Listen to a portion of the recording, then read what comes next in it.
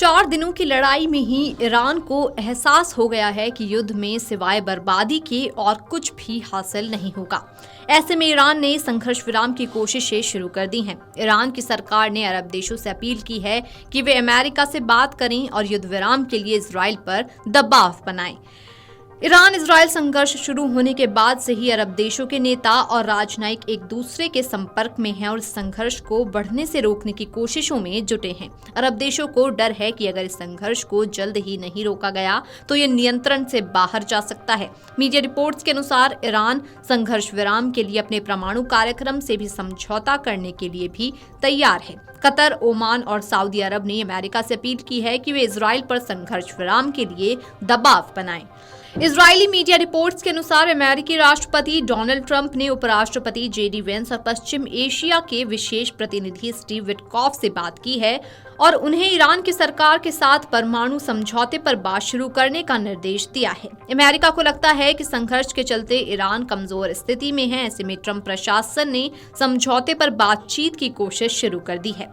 Iran और Israel का संघर्ष लगातार भीषण होता जा रहा है। इस बीच अमेरिकी राष्ट्रपति डोनाल्ड ट्रंप ने सोमवार को एक सोशल मीडिया पोस्ट कर ईरान के लोगों को तुरंत तेहरान खाली करने की चेतावनी दी। ट्रंप इन दिनों कनाडा में मौजूद हैं, जहां वे G7 सम्मेलन में हिस्सा ले रहे हैं।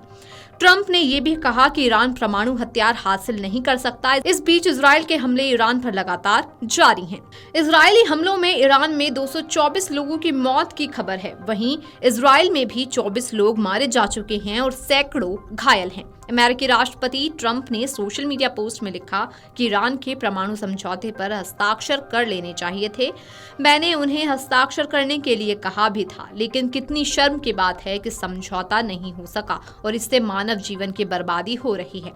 सीधी बात है कि ईरान के पास परमाणु हथियार नहीं हो सकते। मैंने बार बार कहा है कि सभी को तुरंत तेहरान खाली कर देना चाहिए।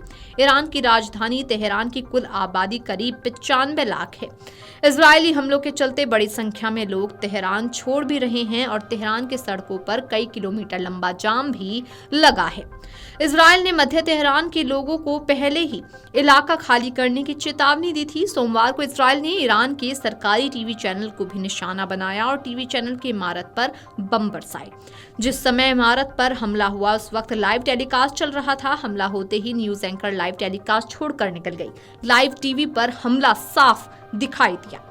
इजरायली प्रधानमंत्री बेंजामिन नेतन्याहू ने यह भी कहा है कि उनके हमलों से ईरान का परमाणु कार्यक्रम बहुत पीछे खिसक गया है। उन्होंने ये भी कहा कि इजरायल ईरान की सरकार को गिराने की कोशिश नहीं कर रहा है, लेकिन उन्हें कोई हैरानी नहीं होगी अगर ऐसा होता है। उन्होंने कहा कि मध्य पूर्व का चेहरा बदल सकता है। ईरान की सरकार बहुत कमजोर है। ईरान में बड़े बदलाव हो सकते हैं। इजरायली प्रधानमंत्री बेंजामिन नेतन्याहू ने एक अमेरिकी चैनल से बात करते हुए कहा कि वे ईरान के सर्वोच्च नेता अयातुल्लाह अली खामेनेई की हत्या की संभावना से इनकार नहीं करते हैं। जब उनसे पूछा गया कि क्या इजराइल खामेनेई को मार सकता है, तो नेतन्याहू ने कहा कि इजराइल वही कर रहा है जो उसे करना जरूरी है।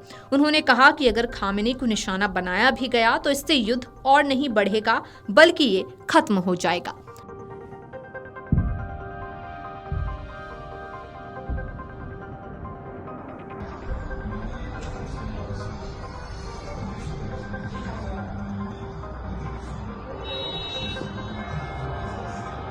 Video desk amarujala.com।